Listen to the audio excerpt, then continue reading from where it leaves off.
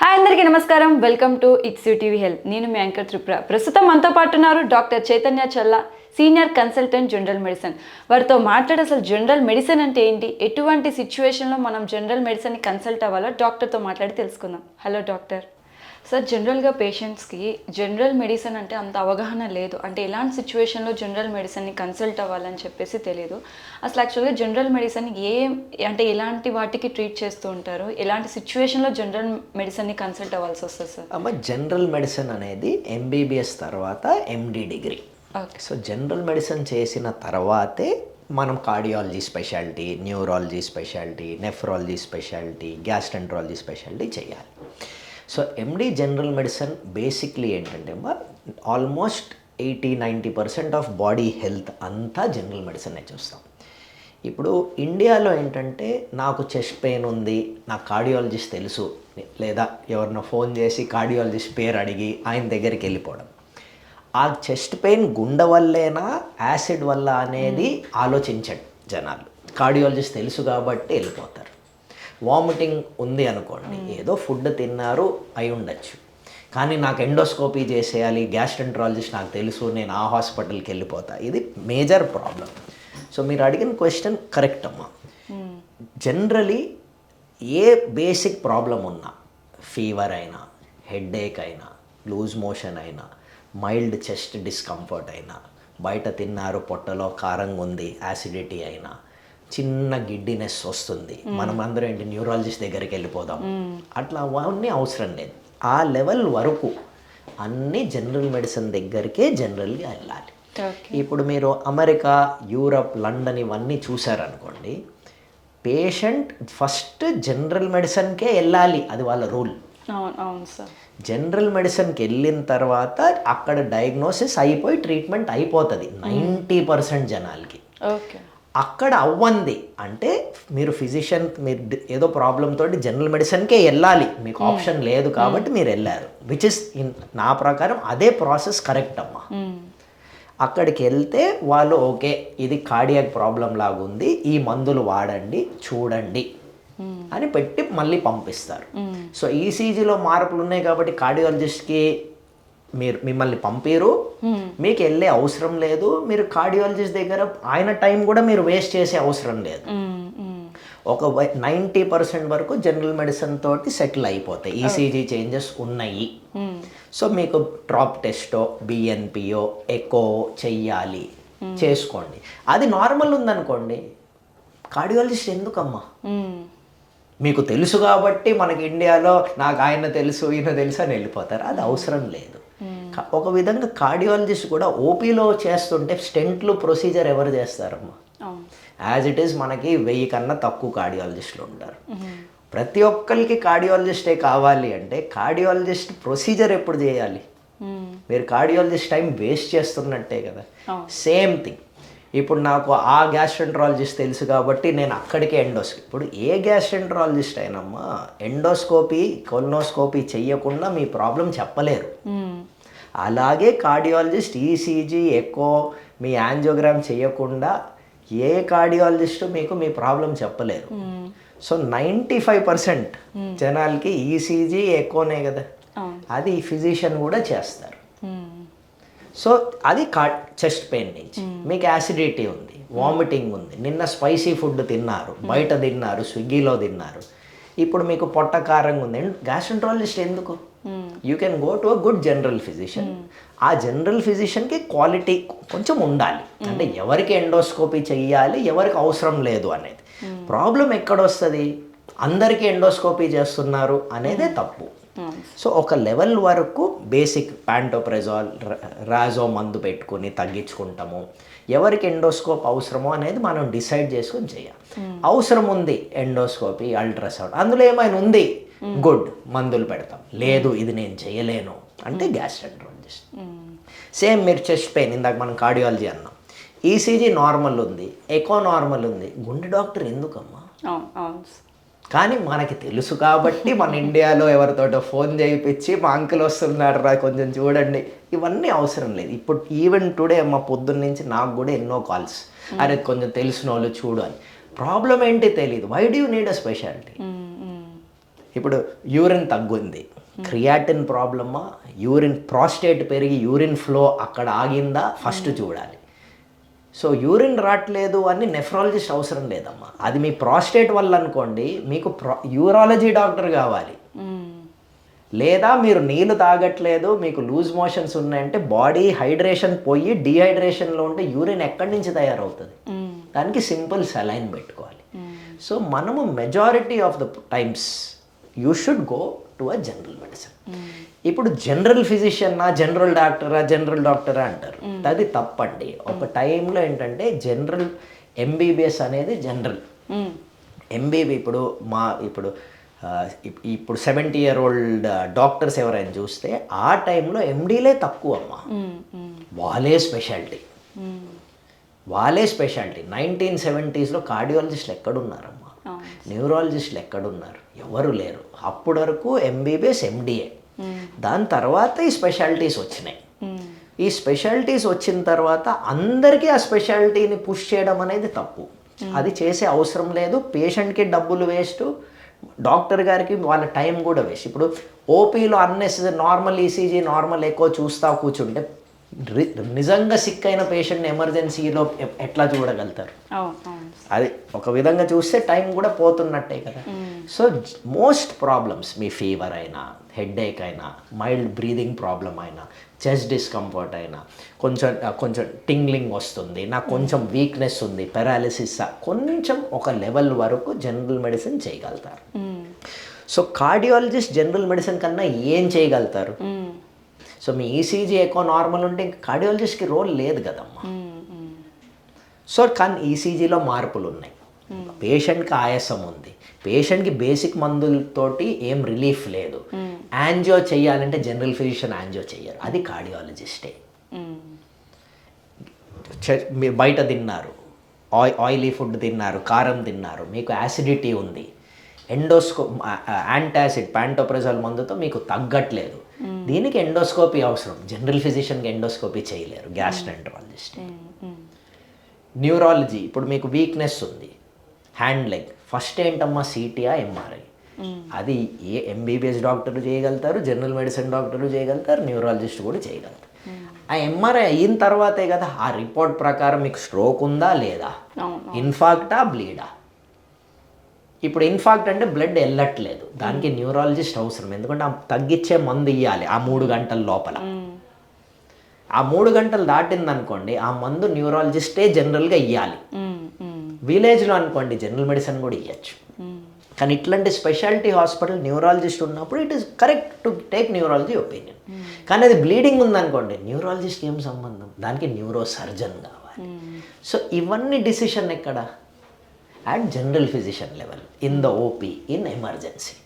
So మీరు తలలో bleeding పెట్టుకుని నాకు హెడ్ఏక్ ఉంది అని నాకు న్యూరాలజిస్ట్ తెలుసు అని న్యూరాలజీ దగ్గర కూర్చొని మీరు ఆ గంట సేపు చూసుకుని ఎంఆర్ఐలో బ్లీడ్ ఉంది, న్యూరాలజిస్ట్ ఏం చేయగలుగుతారు? బస్ న్యూరో సర్జన్కి అప్పచెప్తారు.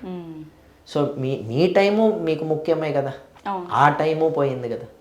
సో ఇవి జనరల్గా ఇండియాలో ఏంటంటే మనకు అందరు తెలిసిన వాళ్ళు కాబట్టి మనం ఫోన్లు చేయించేసి నాకు కార్డియాలజిస్ట్ దగ్గరికి వెళ్ళిపోతా. ఇది మనము first we have to realise that ఇది తప్పని. ఇప్పుడు అందరూ స్పెషాలిటీ దగ్గరికి వెళ్ళి ఇట్లా టైం పోగొట్టుకుంటున్నారు, డాక్టర్ టైం కూడా పోతుంది. ఇది మనం రియలైజ్ అవ్వాల్సింది, నాకు కరెక్ట్ చేసుకుంటున్నానా లేదా. 100లో 5 ఈసీజీలకి కూడా అబ్నార్మాలిటీ ఉండదమ్మా. కానీ ఆ 95 మంది కార్డియాలజీ దగ్గర time waste, cardiologist time waste, మీ టైం వేస్ట్ కూడా. ఫైనల్గా అదేదో యాసిడిటీ ఉంటుంది, దానికి ప్యాంటోప్రెజోల్ సరిపోతుంది. ఇది జనరల్ ఫిజిషియన్ దగ్గర చెయ్యాలి. సార్ ఇప్పుడు చాలామంది అంటే ఇప్పుడు ఏ వచ్చేసింది, ప్రతి ఒక్కరు వాళ్ళకి వచ్చిన ఏదైతే ఇష్యూ ఉంటుందో దాన్ని చాట్‌జీపీటీలో కమాండ్ ఇవ్వడం, దానికి వచ్చిన మెడిసిన్స్ ఏదైతే రిఫర్ చేస్తుందో దాన్ని యూస్ చేయడం చేస్తున్నారు. ఫర్ ఎగ్జాంపుల్ ఇప్పుడు కోల్డ్ వచ్చింది, సో కోల్డ్లో కూడా మనకి డిఫరెంట్ టైప్స్ ఆఫ్ కోల్డ్ వస్తుంది. సైనస్ వల్ల కొంతమందికి ఇబ్బంది అనిపించవచ్చు, మైగ్రేన్ హెడ్ఏక్ ఉన్నా సరే, లేదా కొంచెం క్లైమేట్ డిఫరెన్స్ ఉన్నా కోల్డ్ రావడం జరుగుతుంది. వెంటనే సిట్రోజన్ ట్యాబ్లెట్ వేసేసుకుంటారు, ఎందుకు నిద్ర వస్తుంది పడుకుందామని చెప్పేసి. సో అలా డాక్టర్ కన్సల్టేషన్ లేకుండా ఇంట్లో మెడిసిన్స్ తీసుకోవడం వల్ల మన బాడీకి వచ్చే సైడ్ ఎఫెక్ట్స్ ఎలా ఉంటాయి సార్? ఇప్పుడు బాడీకి న్యాచురల్ హీలింగ్ ప్రాసెస్ అనేది ఉంటుందమ్మా. దట్ న్యాచురల్ హీలింగ్ ప్రాసెస్ దేని మీద డిపెండ్ అవుతుంది? మనం తినేది, మనం జాగ్రత్త పడేది, మనం ఎడిక్వేట్ స్లీప్ రెస్ట్ ఉందా లేదా. ఎక్కువ షుగర్స్ తినడంతో ఇన్ఫ్లమేషన్ పెరుగుతుంది, హీలింగ్ ప్రాసెస్ అబ్నార్మల్ అవుతుంది. లేజినెస్ తోటి ఇన్ఫ్లమేషన్ పెరుగుతుంది. అందుకే ఫిజికల్ యాక్టివిటీ ఇంపార్టెంట్. నైట్లో పడుకుంటాం, డేలో పడుకుంటాం డిఫరెంట్. మీరు డేలో 8 గంటలు పడుకుంటే అది వేరే, రాత్రి 8 గంటలు పడుకుంటే వేరే. బికాస్ బాడీ ఎప్పుడు ఏం డిజైన్, సిరిసాడిన్ రిథం నైట్లోనే పడుకోవాలి, డే టైంలో కాదు. సో నైట్లో పడుకున్నప్పుడు ఇన్ఫ్లమేషన్ అన్నీ తగ్గిపోయి బాడీ రికవరీలోకి వెళ్తుంది. సో ఇవన్నీ ఫస్ట్ కరెక్ట్గా చేస్తూ మనం తినేది జాగ్రత్త పడేది, ఆల్కహాల్ సిగరెట్ అలవాట్లు ఇవన్నీ జాగ్రత్త పడుతూ ఫుడ్ హ్యాబిట్స్ ఇవన్నీ సగం ప్రాబ్లంలు రావు. కానీ మనం అది చెయ్యము. మెడికల్ షాప్లో సెట్రిజిన్ ఈజీ కదా, అది కొనుక్కొని వేసుకుంటాం. నాకు స్విగ్గీలో కొత్తదేదో నా ఫ్రెండ్ చెప్పాడు, అది నేను తినేస్తా రాత్రి 10కి. రాత్రి మీరు 10కి అది తింటే మీ బాడీ షుగర్ లెవెల్ అన్నీ పెరిగి, ఇన్సులిన్ లెవెల్ పెరిగి, మీ ఇన్ఫ్లమేషన్ పెరిగి, మీ బాడీ రికవరీకి టైం ఎక్కడుంది? అందుకే తొందరగా తినమంటాం. సో డెఫినెట్లీ ఇవన్నీ చేస్తుంటే బాడీ రికవరీ బాగుంటుంది. కొంతమందికి ఉంటుంది where medication is helpful, but మీరు అన్నట్టు ప్రతి ఒక్కరికి అవసరం లేదు. మన ఇండియాలో ఇంకోటి ఏంటి, మెడికల్ షాప్ మనోడే, యాంటీబయాటిక్ ఇచ్చేస్తారు, ఇంజెక్షన్ మందులు వచ్చేస్తాయి, సెట్రిజిన్, ఎలాగరా, ఆగ్మెంటిన్, ఏ మందు కావాలంటే ఆ మందు దొరుకుతుంది. First government should make a decision and first ban this. Medical షాప్లో కూడా మీరు అన్నట్టు ప్రిస్క్రిప్షన్ మెడిసిన్స్ ఉన్నాయి, ఓవర్ ద కౌంటర్ ఉంది. ఓవర్ ద కౌంటర్ అంటే ఏంటి, ప్రిస్క్రిప్షన్ అవసరం లేదు. డోలో ప్రిస్క్రిప్షన్ అవసరం లేదు. ఆస్తలిన్ ఇన్హేలర్ ప్రిస్క్రిప్షన్ జనరల్గా అవసరం పడదు. అమెరికాలో మీ మెడికల్ షాప్ ముందు మీరు చనిపోతున్నా కూడా మీకు వాడు ప్రిస్క్రిప్షన్ లేకుండా ఇవ్వడు. బికాజ్ ఇవి డ్రగ్స్ ఆఫ్ అబ్యూస్ చేయొచ్చు. మన ఇండియాలో స్టీరాయిడ్ కూడా దొరుకుతుంది. ప్రిస్క్రిప్షన్ ఉన్నా లేకపోయినా ఎవరు అడుగుతున్నారమ్మా, ఆ బిజినెస్ నడుపుకోవడానికి చేస్తున్నాడు. ఇది ఫస్ట్ స్టాప్ చేయాలి. ప్రతిదానికి మెడిసిన్ తీసుకోకూడదండి. మెడిసిన్ ఊరికి ఇప్పుడు మీరు కూడా అనొచ్చు, ఇప్పుడు డాక్టర్స్లో కూడా బ్లాక్ షీప్ ఉన్నారమ్మా. చిన్న ఫీవర్కి వెళ్తే ఇంత పెద్ద లిస్ట్ నేను చూస్తాను, చాలా మంది వస్తారు. అది కరెక్టా? నేను కాదు, నా ప్రకారం అది కరెక్ట్ కాదు. 1-2 మెడిసిన్స్ చాలు. Vitamin A, vitamin B, vitamin D, vitamin C ఉన్న విటమిన్లన్నీ చాలా మంది రాసేవాళ్ళు ఉన్నారు. అది కరెక్ట్ అని నేను అనను, అది తప్పే. మా సైడ్ నుంచి కొన్ని డాక్టర్లు అది చేస్తున్నారు, అది తప్పు. పేషెంట్ సైడ్ నుంచి కూడా మెడికల్ షాప్కి వెళ్ళిపోయి సెట్రిజిన్ తీసుకోవచ్చమ్మా, ఎలాగరా తీసుకోవచ్చు, డోలో తీసుకోవచ్చు. ఎంతోమంది నాకు వస్తారు, సార్ ఫీవర్ ఉంది, ఆగ్మెంటిన్ 3 days వాడేశాను. ఎవరు ఇచ్చారు అంటే తెలిసిన వాళ్ళు సార్ మెడికల్ షాప్. సో ఫైనల్గా నష్టపోయేది ఎవరు? నేను కాదమ్మా, నేను ఇట్లానే కాలు మీద కాలేసుకునే కూర్చుంటా. యాంటీబయాటిక్ రెసిస్టెన్స్ వచ్చేది పేషెంట్కి. ఆ మెడికల్ షాప్ అతను మీ వెయిట్ ప్రకారం మందు క్యాల్కులేట్ చేసి ఇవ్వడు కదా. యాంటీబయాటిక్ అనేది వెయిట్ బేస్డ్. ఆగ్మెంటిన్ చాలా మంది 1 time వాడతారు, అజిత్రోమైసిన్ 3 రోజులే వాడతారు. ఇవన్నీ తప్పండి. ఇట్లా వాడేటప్పటికి ఏంటంటే యాంటీబయాటిక్ రెసిస్టెన్స్ వస్తుంది. ఇన్ఫెక్షన్ని చంపడానికి యాంటీబయాటిక్, అది మంచి డోస్లో తీసుకుంటేనే దీన్ని చంపుతుంది. మీరు తక్కువ డోస్ తీసుకున్నారు, ఇది దీన్ని చంపదు. సో ఇదేంటి, ఈ మందుకి అలవాటు పడిపోయింది, రెసిస్టెంట్ అయిపోయింది. సో నెక్స్ట్ టైం ఈ మందు పనిచేయదు. ప్లస్ ఇది స్ప్రెడ్ అవుతాం మొదలవుతుంది. ప్రపంచంలో ఇంకొక నెక్స్ట్ 5 years కొత్త యాంటీబయాటిక్స్ ఏమీ రావట్లేదమ్మా. మనం ఈ క్యాన్సర్, షుగర్లతో చచ్చిపోకపోతే సింపుల్ యాంటీబయాటిక్ రెసిస్టెన్స్తో చనిపోతాం. ఓకే. పౌల్ట్రీ ఫార్మ్స్లో యాంటీబయాటిక్స్ ఇట్లా స్ప్రే చేస్తారు, ఎప్పుడైనా చూసారా? ఆ పౌల్ట్రీ అది తిని దాని యూరిన్ గ్రౌండ్ వాటర్లోకి వెళ్తుంది. ఆ గ్రౌండ్ వాటరే ఇంటి వాటర్ అవుతుంది. ఆ వాటరే మనం తాగేది. యాంటీబయాటిక్ రెసిస్టెన్స్ అట్లా కూడా వస్తుంది. ఓకే. సో ఇవన్నీ మనం కేర్ఫుల్గా ఉండాలి. సార్ ఇప్పుడు బీపీ విషయానికి వస్తే కూడా బీపీ చాలా మందికి ఏజ్తో సంబంధం లేకుండా వచ్చేస్తుంది. అసలు బీపీ రావడానికి మెయిన్ రీజన్ ఏంటి సార్? కొంతమందికి హై బీపీ, కొంతమందికి లో బీపీ ఉంటుంది. హై బీపీ ఉన్న వాళ్ళు ఎలాంటి కేర్ తీసుకోవాలి, లో బీపీ ఉన్న వాళ్ళు ఎలాంటి కేర్ తీసుకోవాలి? అమ్మ బ్లడ్ ప్రెషర్ అనేది ఒక టర్మ్ అమ్మ. బ్లడ్లో వెసల్లో ఉండే ప్రెషర్ అది నార్మల్, అబ్నార్మల్. నార్మల్ ఏంటి 120 and 80 కింద. అగైన్ యావరేజ్ అమ్మ అది. సో మరీ స్మాల్ పర్సనాలిటీకి 140 చాలా ఎక్కువ.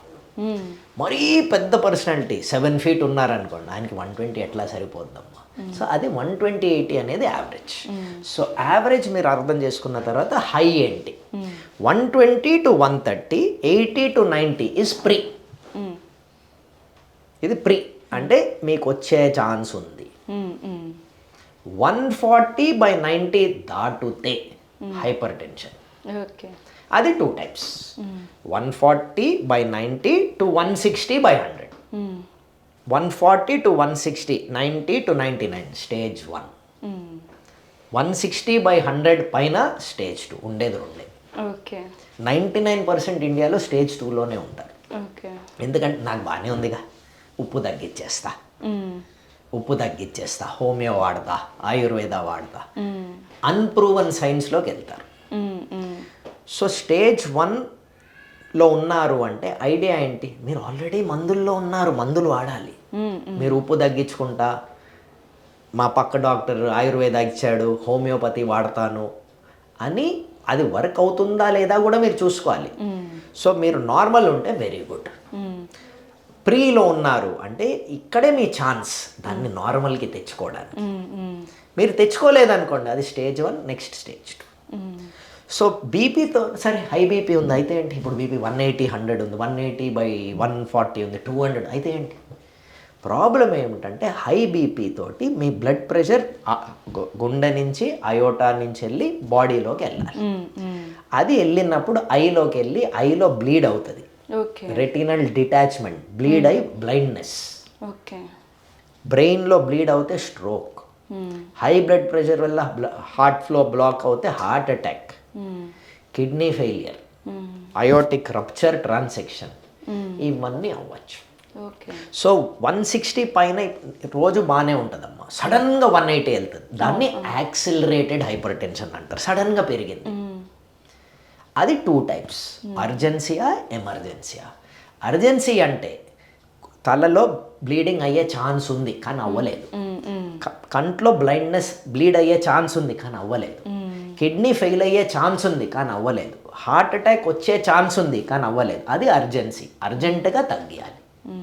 అది ఆ లెవెల్ దాటితే స్ట్రోక్ అయిపోయింది, కన్ను చూపు పోయింది, కిడ్నీ ఫెయిల్ అయిపోయింది, అయోటా రప్చర్ అయిపోయింది, హార్ట్ అటాక్ అయ్యింది, ఇక్కడ అయిపోయింది, ఎమర్జెన్సీ. సో మీరు ఎమర్జెన్సీలో ల్యాండ్ అవుతారు. సో మీరు ఇందులో చేయాలి, స్టేజ్ 1, 2, యాక్సిలరేటెడా, అందులో అర్జెన్సీయా, ఎమర్జెన్సీయా, ఇది మీరు చూసుకోవాలి.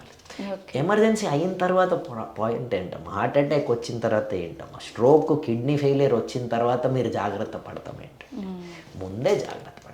ఏదైనా ఇంకోటి, నిన్నటి వరకు బాగున్నా, నిన్నటి వరకు మీరు బాగాలేరండి, 10 years నుంచి అది గతగతగా వచ్చి ఈ లెవెల్లో మీరు హార్ట్ అటాక్తో హై బీపీతో మీకు దిగారు.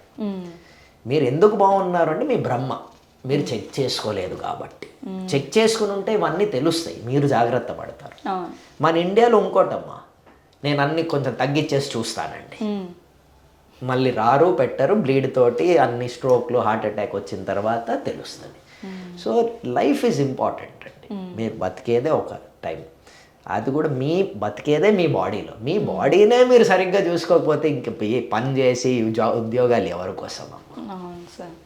సార్ ఇప్పుడు మీరు అన్నారు కదా, అంటే లైక్ హై బీపీ ఉండడం వల్ల హార్ట్ అటాక్స్ వచ్చే ఛాన్సెస్ ఉంటాయని చెప్పేసి, ఒక హార్ట్ అటాక్ పేషెంట్ హార్ట్ అటాక్కి గురైనప్పుడు అప్పుడు బీపీ లేకపోయినా తర్వాత వచ్చే ఛాన్సెస్ ఏమి ఉంటుందా సార్? అట్లా కాదమ్మా. ఇప్పుడు హార్ట్ అటాక్ అనేది ఏంటి, హార్ట్ పంప్ చేస్తుంది, ఆ బ్లడ్ బాడీ అంతా వెళ్ళాలి, ప్లస్ హార్ట్కి కూడా రిటర్న్ రావాలి. సో హార్ట్లో ఆర్టరీస్ ఉంటాయి, there are 2 systems, left system, right system. So left ఫుల్గా బ్లాక్ అయినా రైట్ నుంచి సప్లై ఉంటుంది, ఎల్ఏడి అండ్ ఆర్సిఏ టెరిటరీ అంటాం. సో హార్ట్ అటాక్ ఎందుకు వస్తుంది, ఈ బ్లడ్ ఈ ఆర్టరీలో బ్లడ్ ఫ్లో 100% నుంచి ఇప్పుడు తగ్గుతూ వస్తుంది. సో 5% బ్లాక్, 10% బ్లాక్, 50% బ్లాక్, 80%, అట్లా 100% బ్లాక్ వరకు వెళ్తుంది. ఆ బ్లాక్ నిన్న నార్మల్ నుండి ఈరోజు 100 రాదమ్మా, అది 0లో మొదలయ్యే 1 నుంచి 2 నుంచి 100కి రావాలి. నేను నిన్న బాగున్నా ఈరోజు హార్ట్ అటాక్ లేదు, అది 10 years నుంచి 0లో 10 years 20 years బ్యాక్ ఉండేది, మీరు చెక్ చేసుకోలేదు, అందుకని అది ఇప్పుడు 100కి బ్లాక్ అయ్యి ఇటు నుంచి బ్లడ్ అటు వెళ్ళక హార్ట్కి బ్లడ్ వెళ్ళక హార్ట్ చనిపోతుంది, హార్ట్ అటాక్. అది కారణాలు ఏంటి, ఒకటి ఫ్యామిలీ హిస్టరీ, అది మీరు నేను ఏం చేయలేము, జాగ్రత్త పడతాము, ఉందంటే తొందరగా చూపించుకుంటాం. నెక్స్ట్ షుగర్ కంట్రోల్లో లేకపోవడము.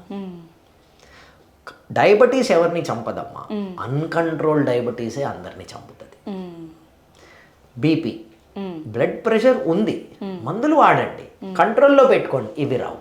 కంట్రోల్లో లేకపోతేనే ఇది వచ్చేది. బ్యాడ్ కొలెస్ట్రాల్ ఎక్కువ ఉండడం. నిన్న అంతా బాగున్నారా, ఈరోజు కొలెస్ట్రాల్ 400 లేదు, 20 yearsలో నార్మల్ ఉన్నారు, ఇప్పుడు అది 400 వచ్చింది. ఏ వాల్యూ 0 నుంచి 400కి రాదు కదమ్మా. మీరు చిన్న పిల్లలకి కూడా 0 తర్వాత 1, 2, 3 నేర్పిస్తారు. సో నిన్న బాగున్నా ఈరోజు లేదండి, అట్లా అవ్వదు. సో ఇవన్నీ స్లోగా పెరుగుతూ వస్తాయి. Once you have heart attack, ఈ కారణాలు ఉన్నాయి కదా, వీ హ్యావ్ టు ట్రీట్. ఆ కారణాలన్నీ ట్రీట్ చేస్తూ దానికి ఎంత బ్లాక్ ఉంది చూడాలి. హార్ట్ అటాక్ ఎప్పుడు అవుతుంది, జనరలీ 90% కైనా ఎక్కువ బ్లాక్ ఉంటేనే అవుతుంది. ఎందుకంటే 90% బ్లడ్ పోవట్లేదు. సో మీరు రన్నింగ్ చేసినప్పుడు, ఎక్సర్సైజ్ చేసినప్పుడు, మెట్లు ఎక్కినప్పుడు, కొంచెం స్ట్రెస్ పడ్డప్పుడు హార్ట్ లోడ్ ఎక్కువ ఉంటుంది, హార్ట్కి రక్తం ఎక్కువ అవసరం ఉంటుంది. 90% బ్లాక్ మీకు రాదు హార్ట్ అటాక్. సో ఇవన్నీ జాగ్రత్తగా ఉంటూ ఇంకా రెగ్యులర్ చెకప్స్ అన్నీ చేసి. హెల్త్ చెకప్ అంటే ఏంటమ్మా, సంవత్సరానికి ఒక్కసారి బ్లడ్, యూరిన్ శాంపుల్ ఇవ్వడం. అది కష్టమా? ఎవరి కోసం? మీకోసమేగా. మీరు బతికేది ఎవరి కోసం? మీకోసమేగా. మీకు ఉండడానికి ఒకటే కదా, ఒక్క బాడీయే కదా, దాన్ని కూడా చూసుకోకపోతే ఎట్లా? So blood sample, urine sample. బ్లడ్లో ఏంటి? Blood level, urine, liver, kidney, sugar, cholesterol, ఓ ఈసీజీ, ఓ ఎకో, ఓ ఎక్స్రే, ఓ అల్ట్రాసౌండ్. మీ బాడీకి అరగంట మీరు ఇయలేరా సంవత్సరం? దట్స్ ఆల్ కదా. రెగ్యులర్గా చెక్ చేసిన వాళ్ళకి, చెక్ చేయని వాళ్ళకి చాలా డిఫరెన్స్ ఉంటుంది. రెగ్యులర్గా చెక్ చేసేటోళ్ళు or health conscious, they eat correct, they sleep correct, they exercise correct. మందు తాగద్దు అని నేను అన్నాను. See we also have to live that. Few drinks here and there is okay. Cigarette is bad, exercise is good, eating correct is very important. Sir, ఇందాక మీరు అన్న diabetes గురించి వచ్చినప్పుడు, సో డయాబెటీస్ ఉన్న పేషెంట్స్ చాలామంది ఒక మిత్ ఏంటంటే, sugar level ఒకవేళ తక్కువ ఉంటే ఒక చాక్లెట్ కానీ లేదా ఒక స్వీట్ తినేస్తే అయిపోతుంది, సో షుగర్ నార్మల్ అయిపోతుందని వాళ్ళు ట్యాబ్లెట్స్ ఆపేస్తారు. సో ఒకవేళ షుగర్ ఎక్కువ ఉన్న వాళ్ళు ఏంటి, షుగర్ తినకపోతే చాలు అంటే షుగర్ ఫ్రీ ఐటమ్స్ అని చెప్పేసి తింటూ ఉంటారు, వాళ్ళు కూడా నెగ్లెక్ట్ చేస్తూ ఉంటారు. సో షుగర్ ఉన్నవాళ్ళు ఈ షుగర్ కంట్రోల్ చేసుకుంటే చాలా, లేదా ట్యాబ్లెట్స్ కూడా కంపల్సరీ తీసుకోవాలి? సేమ్. ఇప్పుడు డయాబెటీస్ అంటే ఏంటి? బ్లడ్ షుగర్ లెవెల్ నార్మల్ కన్నా ఎక్కువ అవడం. అంటే నార్మల్ ఏంటి? 100 కన్నా లోపల ఉందనుకోండి, మీకు షుగర్ లేనట్టు, ఫాస్టింగ్ బ్లడ్ షుగర్. డయాబెటీస్ ఎప్పుడు 126 పైన ఉన్నప్పుడు ఫాస్టింగ్. ఆ రెండిటల మధ్యలో ఏంటి? ఇంపేర్డ్, అంటే డయాబెటీస్ వచ్చే ఛాన్స్ ఉంది కాబట్టి ఇప్పుడు జాగ్రత్త పడి 100 కిందకి తీసుకోండి. మందులు 100 కింద పెట్టాము, 126 పైనే పెడతాం. సో 100 to 126 ఉంటే జాగ్రత్త పడండి. జాగ్రత్త పడతాం అంటే ఏంటి? అగైన్ తినేది జాగ్రత్త పడండి. షుగర్ అన్నెసెసరీ తీసుకోవద్దు. ఒక్క గులాబ్ జామున్ ఓకే, 3 తినే అవసరం లేదు. మ్యాంగో హాఫ్ తినండి, 2 ఎందుకు? కాఫీ, టీలో షుగర్ వేసుకుంటుండే తగ్గించుకోండి. రైస్, కార్బోహైడ్రేట్, ఫ్యాటీ ఫుడ్ తగ్గించుకోండి. సో షుగర్ ఈ లెవెల్లో కంట్రోల్ చేసుకుంటే అమ్మా మీకు డయాబెటీస్ రాదు. డయాబెటీస్ ఎప్పుడు వస్తుంది? మీరు షుగర్ తినటం వల్ల కాదు, అదొకటే రీజన్ కాదు. షుగర్తో ఎక్కువ తినటంతో ఏమవుతుందంటే బాడీ బ్లడ్ షుగర్ లెవెల్ పెరుగుతుంది. సో ఆ బ్లడ్ షుగర్ని తగ్గించడానికి బాడీ ఏం చేస్తుంది? ఇన్సులిన్ని రిలీజ్ చేస్తుంది, షుగర్ని తగ్గిస్తుంది. కానీ మీరు వినట్లేదు. మీరు నాకు నచ్చినంత షుగర్ షుగర్ షుగర్ షుగర్ తింటున్నారు, లెవెల్ పెరుగుతుంది, ఇన్సులిన్ పెరుగుతుంది. ఒక ఇన్సులిన్ ఏం చేస్తుంది? ఈ షుగర్ని బ్లడ్ నుంచి దించాలి. ఎట్లా దించుతుంది? బాడీలో సెల్లో, లివర్లోకి తోస్తుంది. ఒక లెవెల్ తర్వాత లివర్ నిండిపోయింది, ఇంకా షుగర్ని తీసుకోలేదు కదా, రెసిస్టెన్స్ వస్తుంది. దాన్ని ఇన్సులిన్ రెసిస్టెన్స్ అంటారు. ఎంత ఇన్సులిన్ వచ్చినా పనిచేయదు, ఎందుకంటే మీరు తినేది ఇష్టం వచ్చినట్టు తింటున్నారు. సో ఇన్సులిన్ ఆ షుగర్ని సెల్లోకి తొయ్యలేదు. సో ఇన్సులిన్ పని చేయట్లే, అంటే మీ body has become insulin resistant, it is not working. So high sugar and insulin resistant మీరు తింటున్నారు, మీ బాడీ ఇన్సులిన్ రిలీజ్ చేస్తుంది కానీ అది పని చేయట్లేదే. సో డయాబెటీస్ వస్తుంది. సో ఈ రెండు ఇంప్రూవ్ చేసుకోవాలంటే ఎట్లా? ఫస్ట్ ఎక్సర్సైజ్, ఫస్ట్ తినేది చూసుకోండి, స్ట్రెస్ తగ్గించుకోండి, ఎక్సర్సైజ్ చేయండి. ఈ 3 బాగా చేస్తే అన్నీ పోతాయి అమ్మా. సో సింపుల్ 4 థింగ్స్ అమ్మా డయాబెటీస్లో. ఫస్ట్ తినేది చూసుకోండి. నంబర్ 2 ఎక్సర్సైజ్ ఇవన్నీ చేయండి. 3వదే మందులు. నేను ఫస్ట్ 2 వాడను, మందులు వాడేస్తా అంటే 4వది మందుల సైడ్ ఎఫెక్ట్స్ కూడా మొదలవుతాయి. There is no recovery. So you have to be careful. మీరు తినేది, మీ ఎక్సర్సైజ్, ఇది మోస్ట్ ఇంపార్టెంట్. న్యాచురల్గా అట్లా ఆపుకోగలిగితే చాలా 99% ఇది ఈజ్ పాసిబుల్ అమ్మా. బట్ అవుతుంది అనేది మీలో నుంచి రావాలి, నేను చెప్పడం వరకే. ఫైనల్గా తినేది మీరు. ఎంతమంది అమ్మా షుగర్ తినేటోళ్ళు మీరు ఎప్పుడైనా తినకుండా చూసారా? తింటానే ఉంటారు. ఇంకోటి, రేపు ఫాస్టింగ్ షుగర్ టెస్ట్ అనుకోండి, ఈరోజు లంచ్ తిన్నారు, డిన్నరు, రేపు పొద్దున చూసారా డాక్టర్ గారు నాది 100 లోపల ఉంది. You are cheating yourself. ఎందుకంటే మీరు 3 నెలలు షుగర్ ఎక్కడో ఆకాశంలో ఉంటుంది, అది మీరు కంట్రోల్ చేయలేరు. ఎందుకంటే 3 నెలలు మీరు తినకుండా ఉండలేరుగా. So you should not cheat the test. So last and final question sir. So sugar by eat వస్తుంది అని చెప్పేసి మీరు అన్నారు కదా. సో కొంతమందికి ఫ్యామిలీ హిస్టరీ జెనెటికల్గా కూడా షుగర్ ఉంటుంది సార్. అలా ఉన్న వాళ్ళకి నెక్స్ట్ వాళ్ళ కిడ్స్కి ఒకవేళ వచ్చే ఛాన్స్ ఉంటే కంట్రోల్ చేసుకోవచ్చా మనం? సేమ్ షుగర్ అనేది జెనెటిక్ అంటే ఎక్కడో ఒక చోట మొదలవ్వాలి, రైట్? షుగర్లో జనరల్గా అందరు అనేది టైప్ 1 టైప్ 2.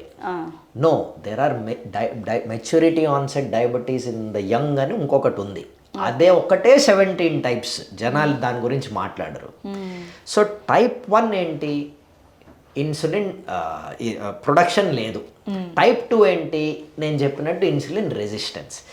ఇన్సులిన్ రెసిస్టెన్స్ ఎట్లా వస్తుంది? మీ ఫుడ్ హ్యాబిట్స్ వల్ల. ఓకే. టైప్ 1 ఏంటి? బాడీ ఇన్సులిన్ చెయ్యట్లేదు. So though diabetes is genetic, you can control to a good point.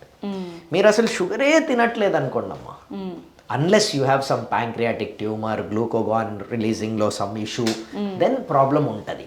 But to a good point మీరు వచ్చినా కూడా you can control to a level. అందరికీ control అవుతుందని నేను చెప్పలేను, but by diet you can control, by exercise you can control, by reducing stress you can control, by sleeping correctly you can control, provided అన్ని వేరే కూడా మీరు follow అవుతారు. Okay. So thank you so much sir. తెలుసు మీరు ఎంత busy అని చెప్పేసి, ఈ బిజీలో కూడా మాకు టైం ఇచ్చారు. Thank you so much sir.